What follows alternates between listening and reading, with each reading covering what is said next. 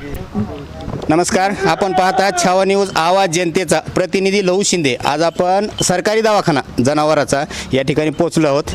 मामा, डॉक्टर साहेब कुठे आहेत? डॉक्टर साहेब बाहेर विजिटला गेले. बरं बरं, ठीक आहे. तर काय काय सुविधा आहेत आपल्याकडे? सगळ्याच आहेत. सगळ्या सुविधा आहेत.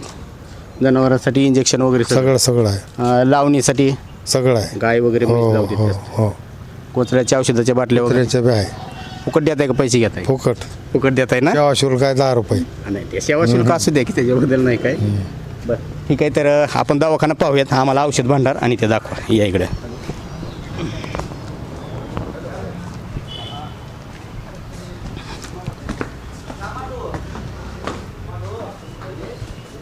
आपला ढोकी परिसर कसा आहे? या ठिकाणी 12 वाड्या, 13 आणि 14वी ढोकी या गावचे शेतकरी बांधव येतात. सध्या लाईटचा प्रॉब्लेम आहे. आपण MSEBच्या विरोधात खूप बातम्या टाकल्या. विरोधात म्हणण्यापेक्षा कसं आहे, त्यांना बी काही तांत्रिक अडचणी असतात, त्याच्यामुळं बंद असू शकतं किंवा हे होऊ शकतं.